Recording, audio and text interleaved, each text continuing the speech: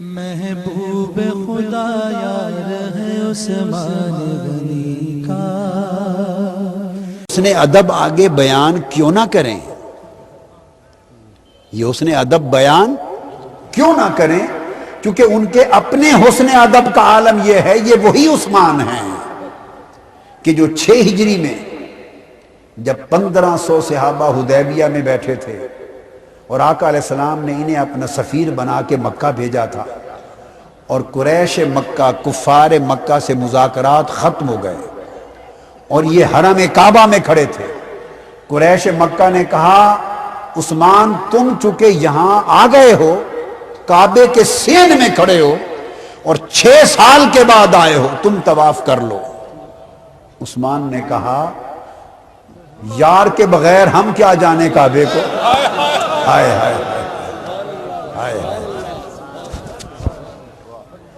یہ وہی کعبہ ہے نا کہ ہم نے چہرہ مصطفیٰ کے سبب سے ہم سب نے جس کی طرف سے منہ پھیر لیا تھا، وہی کعبہ ہے نا۔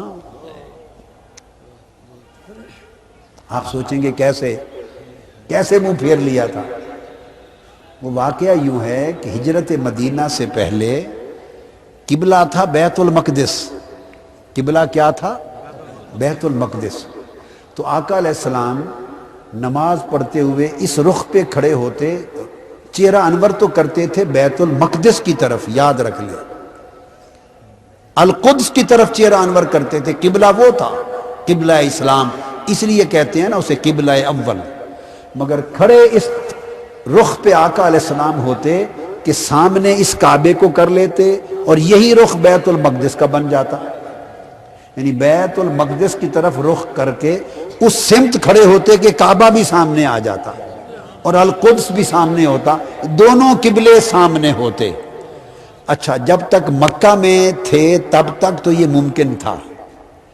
جب ہجرت فرما کے مدینہ تشریف لے گئے تو وہاں دونوں کو ایک سمت سامنے رکھنا ممکن نہ رہا، کیونکہ مدینہ شہر درمیان میں تھا، کعبہ مکہ اس طرف تھا اور بیت المقدس اس طرف تھا۔ ایک شمال کی طرف تھا، ایک جنوب کی طرف، ایک طرف منہ ہوتا تو دوسرے کی طرف پشت ہوتی، دوسرے کی طرف، دونوں ایک ساتھ سامنے نہیں رہ سکتے تھے۔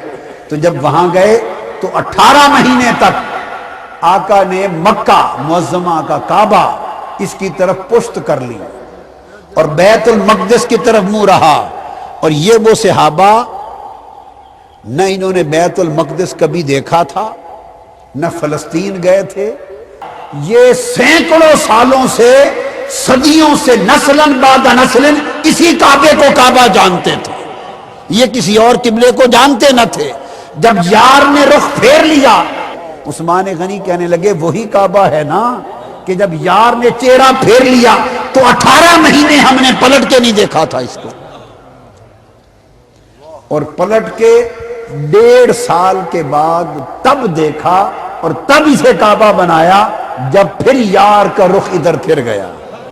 تو فرمایا ہماری تو اس کعبے سے دوستی بھی حضور کے سبب سے ہے، لہذا اگر حضور کو تم نے اجازت نہیں دی تو عثمان سین کعبہ میں آ کر بھی یار کے بغیر طواف کعبہ نہیں کرے گا۔ اور سین کعبہ سے واپس مڑ گئے کعبے کا طواف کیے بغیر۔ محبوب خدا یار ہے عثمان غنی